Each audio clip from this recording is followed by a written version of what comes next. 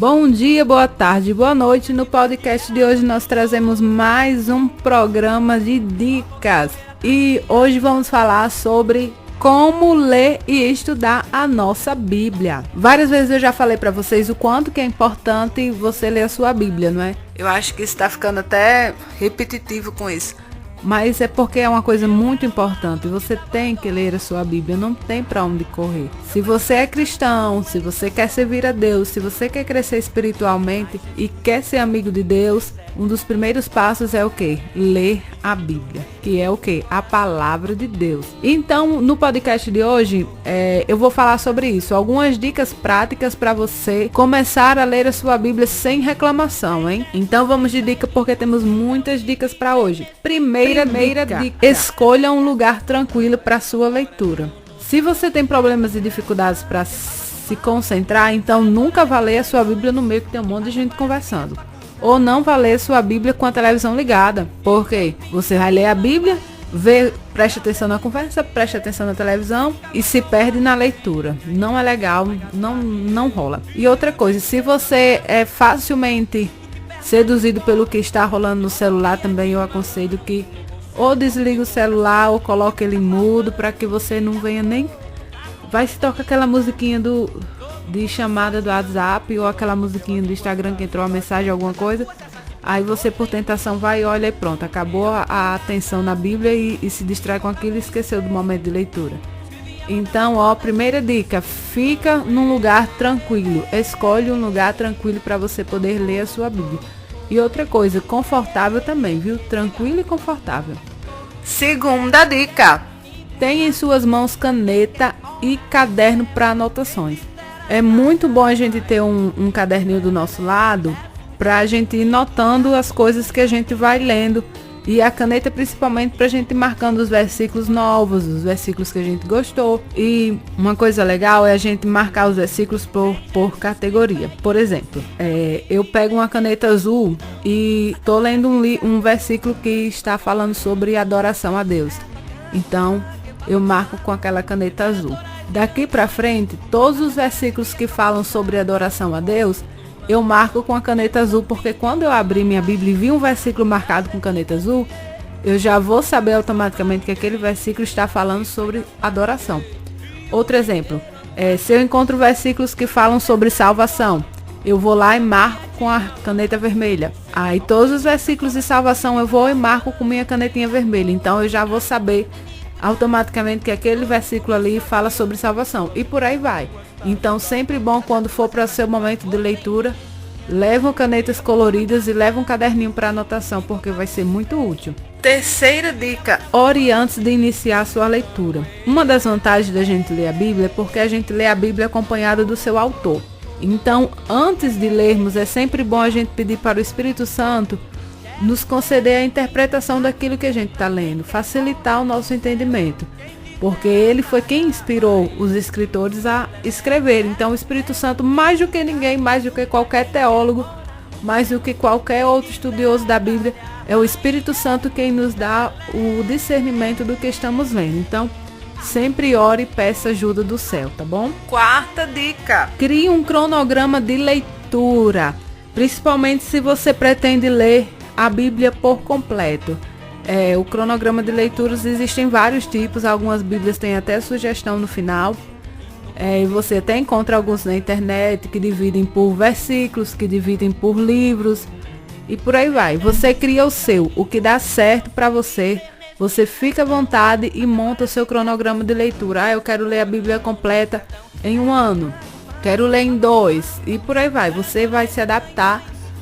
O seu cronograma vai se adaptar à sua necessidade, mas é muito importante que você tenha um cronograma de leitura. Dica 5. Essa quinta dica está bem relacionada com a dica anterior sobre ter o caderninho. Sempre anote as suas dúvidas. Eu cheguei numa passagem bíblica e eu não estou compreendendo o que está escrito ali. Já orei, já reli, não compreendo o que está dizendo. Então, pega lá teu caderninho, e anota o que você não entendeu. E antes de procurar na internet ou de qualquer outro canto, procure uma pessoa na sua igreja que seja mais experiente, que seja conhecedor da palavra. Procure o seu pastor ou algum professor de escola bíblica ou alguém mais experiente e tente solucionar a sua dúvida com ele. Não vá diretamente para a internet, porque a internet, do jeito que nos ajuda a gente conhecer várias outras coisas e ter vários conhecimentos, a internet nos fornece isso, mas também possa ser que no meio de tudo isso a gente encontre alguma coisa que não está assim bem coerente com a palavra de Deus, alguma interpretação assim que não seja coerente com os nossos princípios. Então, antes de vocês correrem atrás na internet, conversa com alguém mais experiente, conversa com seu pastor, porque com certeza ele vai te dar a resposta para aquela sua dúvida, ou ele vai te direcionar a uma pesquisa, algum livro, alguma coisa que ele tenha conhecimento e confiança para aquilo, tá bom? 7ª dica. Essa dica ela é bem grande, mas é de muita importância. É o seguinte: antes de iniciar a sua leitura de um livro específico, por exemplo, você procure entendê-lo por completo. Tanto o livro específico, voltando atrás, quanto da Bíblia. Você precisa saber o que é a Bíblia, o que é que você vai ler a partir de agora. É a palavra de Deus? Ótimo, é a palavra de Deus.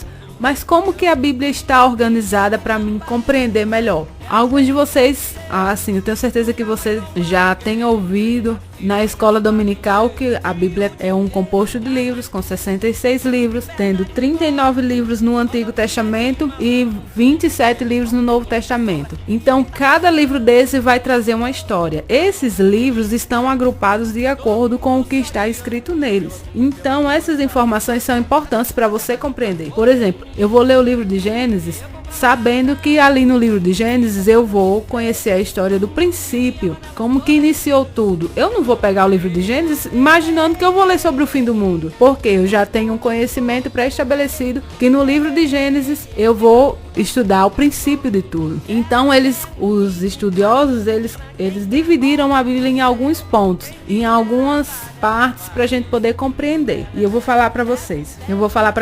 Daqui mais um pouquinho, porque eu tenho mais outra coisa assim para falar sobre isso. Você busque compreender em que área está inserido aquele livro, porque nós temos livros históricos, temos livros proféticos, temos livros poéticos, temos cartas, temos os livros da lei, que são os primeiros livros, temos os evangelhos. Então, cada categoria dessa traz um grupo de livros que está voltado para esse assunto. Então, sempre tenha em mente isso, que a Bíblia tem divisões para você poder entender melhor a história. Então, quando for escolher um livro para ler, leve em consideração isso. Em que categoria está inserido esse livro que eu vou ler? É um livro histórico? É um livro de lei? É uma carta paulina? É uma carta geral? Então, sempre conhecimento. Outra dica que eu tenho para dar para vocês é que antes também de começar a ler, vocês busquem compreender a visão geral do livro. Então, papel e caneta para vocês anotarem isso aí. Identifique, antes de ler, quem é o autor do livro, o que significa o significado desse livro, do título desse livro, em que categoria está localizado dentro da Bíblia, se é história, se é livro da lei, essas coisas que eu já falei. Em que época o livro foi escrito e qual é a divisão do livro. Essas informações você geralmente encontra em Bíblias de estudo. Bíblias de estudo, quando a gente vai iniciar um livro, sempre tem essas informações que muita gente pula. Mas é bom você ler tudo isso que está escrito, porque ele vai te dar uma noção do que o livro vai tratar. Aí fica mais fácil a compreensão. Você saber quem escreveu, saber a data que ele foi escrito, o local, vai te fazer compreender melhor o que está escrito. Aí você pode dizer, Ariana, na minha Bíblia não tem isso. Então é nesse momento que a gente vai procurar na internet. Esse é um tipo de coisa que dá certo a gente procurar na internet, que a gente sempre vai ter uma resposta legal. Então, só para